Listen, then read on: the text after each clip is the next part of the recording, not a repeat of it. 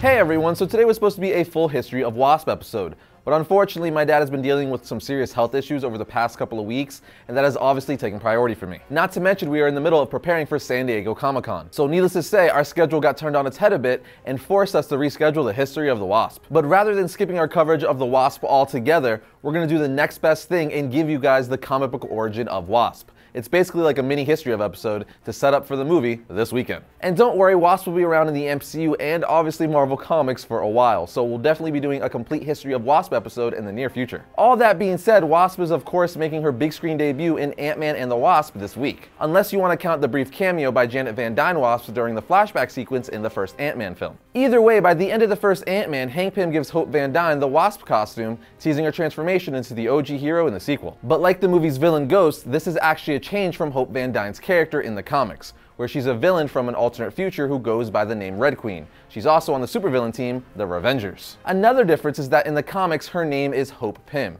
as she uses her father's last name instead of her mother's like she does in the MCU. But Ant-Man and the Wasp will also introduce to us the live-action version of the original and main Wasp from the comics, Janet Van Dyne, played by Michelle Pfeiffer. So considering Janet Van Dyne is the original Wasp, and there's no hero version of Hope Pym / Van Dyne in the comics, we're gonna break down Janet Van Dyne's Wasp origin. The Wasp was created by Stan Lee, Ernie Hart, and Jack Kirby, and the character made her debut in Tales to Astonish issue 44 in June of 1963. Janet Van Dyne is the daughter of one of the world's greatest scientists, Vernon Van Dyne, who was tragically killed by an alien called Cosmosian when Janet was young. The irony is that the alien was brought to Earth by an experiment her father was doing. So Janet, who wanted some sort of justice for her father, went to one of her father's colleagues, Dr. Hank Pym, who we all know as the original Ant-Man. She explains to Hank how her father was murdered and that she is now dedicating her life to finding her father's murderer.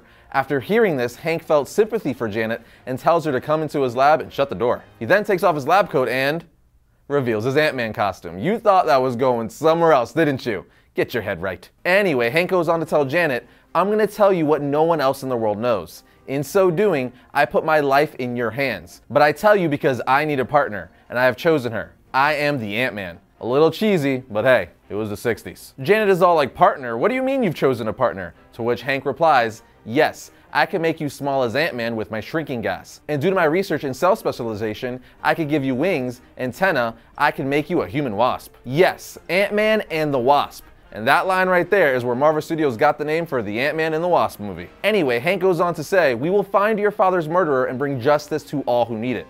What is your answer, Janet Van Dyne?" Janet replies, "Yes, I say yes. Show me how and I will stand beside you always, to avenge my father's death. I swear it." Hank then implanted synthetic cells below her skin tissue that will allow her to grow wings and tiny antennae when she shrinks with his shrinking gas, which is just the gas version of his Pym particles. He then gives her a suit and shows her how to work her growth gases that are on cylinders on her belt. Then they both shrink and she's like, "Whoa, the specialized cells worked." We also see that she can hear things with her antenna and she grew wings. And just like that, the two found and defeated the alien that murdered her father, and eventually fell in love. In fact, Wasp is actually the member who came up with the name for the Avengers in the comics. So there's another addition to the trivia file in your head. But now let's talk a little bit about her power set. Wasp can shrink and even grow if need be with the use of the Pym particles. At the beginning of her crime-fighting career, these abilities came from her use of Pym particle gas that was released from special capsules. Over time, however, her body has absorbed so many particles she's able to alter her size at will. When small, her strength level increases as her body mass is compacted, much like Ant-Man. She also grows translucent insect wings from her back,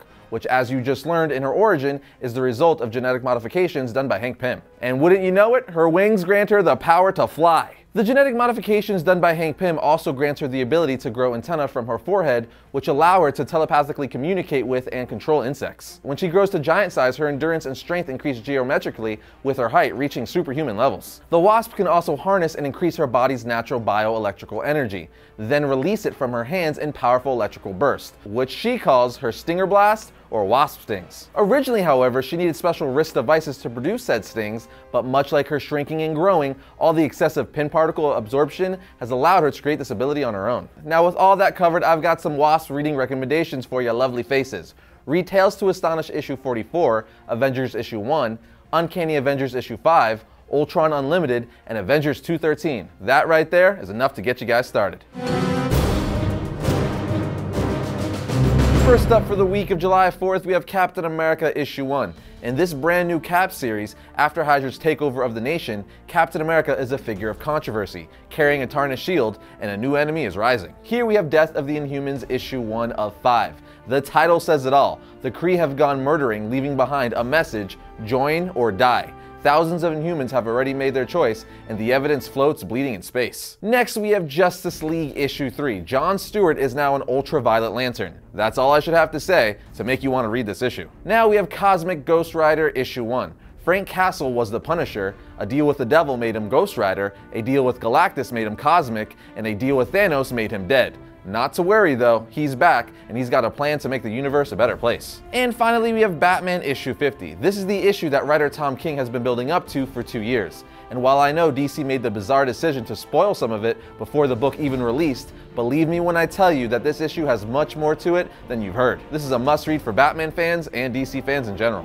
But that's going to bring another episode of Variant to a close, but remember to follow us on all our forms of social media like our Instagram, our Twitter, our Facebook, and our website. Links for all of those are in the description below. Also, if you like the channel, be sure to subscribe and then hit the bell next to it so you're notified whenever we upload a new video. But other than that, I'll see you guys next time when I talk about all things comics.